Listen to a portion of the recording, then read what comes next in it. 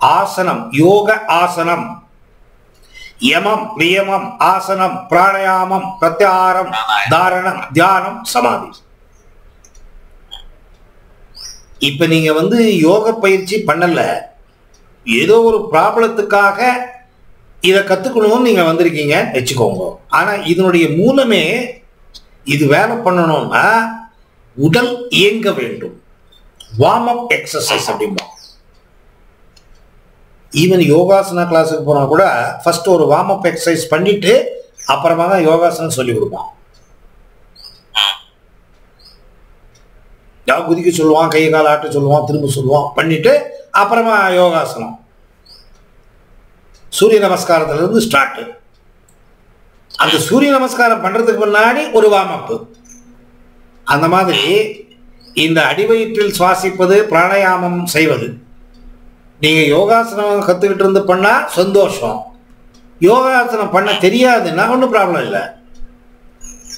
உங்க வீட்டு அக்கப்பக்கத்தில் ஏதாவது நடக்கிறதுக்கு இடம் இருந்ததுன்னா நடங்க. நான் ரோட்லயே நடப்பேன். நடந்து எக்ஸசைஸ் பண்ணுவேன். யோகாசனம் பண்ணிட்டு இருந்தேன் 2 மணி நேரம் 3 மணி நேரம் டைம் பிடிச்சிடும் அது. அதனால விட்டுட்டேன். அதை விட்டுட்டு இப்போ பெரிய வாக்கு போவேன். போயிட்டு ஒரு எக்ஸசைஸ் பண்ணுவேன். அப்புறமா பிராணாயம், அப்புறம் தியானம். இதுதான் சிஸ்டம். ஸோ வாக்கிங் போகாம அடிவயிற்றில் சுவாசி பண்ணக்கூடாது. நீங்க எந்த ஒரு ஆன்மீக பயிற்சியில் ஈடுபடுறதுனாலும் உங்க வயிறு காலி இருக்கணும். வயிறுக்கு கீழே நம்பர் 1 நம்பர் 2 ரெண்டுமே காலி இருக்கணும். நீங்க எப்படி உட்கார்ந்து பண்ணணும்னா, இப்ப நான் உங்களுக்கு போட்டு காமிக்க முடியாது. வஜ்ராசனம் அதை தான் போடணும். பிராணாயாமத்திற்கு வஜ்ராசனம், தியானத்திற்கு பத்மாசனம்.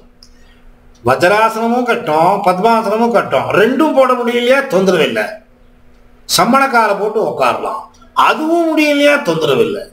தெலுங்குல ஒரு பழமொழி, ஊருக்கு உண்டாதானைக்கு ஊகலாடேது மேலு. ஏதோ அரைகுறையா தெலுங்கு பேசுவேன்.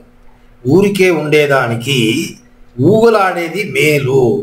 சும்மா உட்கார்ந்து இருக்கிறத விட அப்படி இப்படி நடக்கிறது நல்லது. சும்மா வீட்டுல அப்படி இப்படி நடக்கிறது. நம்ம வீட்டுல தான் சொல்லுவாங்க, சந்தோஷம். முதுகுத்தண்டு நேரா இருந்தாதான் நீங்க சுவாசிக்கிற காற்று 72,000 நரம்புக்கு ஈக்குவலா பரவும். இல்லைன்னா ஒரு பக்கம் ஜாஸ்தி, ஒரு பக்கம் கம்மி. East facing, north east facing அல்லது நார்த் ஃபேசிங் முகம் பார்த்து உட்காரணும். East facing, north facing, north east facing. என்ன இதுல முக்கியத்துவம் அப்படின்னு கேட்டீங்கன்னா, இந்த காலங்காத்தால சூரியன் பிறக்கிறதுக்கு முன்னாடி தான் இதெல்லாம் பண்ணணும். சூரியன் பிறக்கிறதுக்கு முன்னாடி டைமை பிராமி முகூர்த்தம் அப்படின்னு சொல்லுவோம்.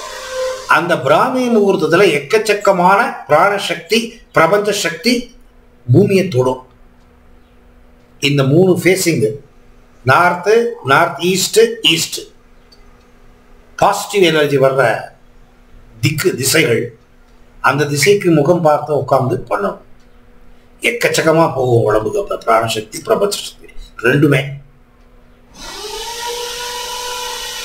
இது செஞ்ச பின்னாடி அரை மணி நேரம் காஃபி, டீ, பச்சை தண்ணி எதுவுமே குடிக்கக்கூடாது, சாப்பிடக்கூடாது.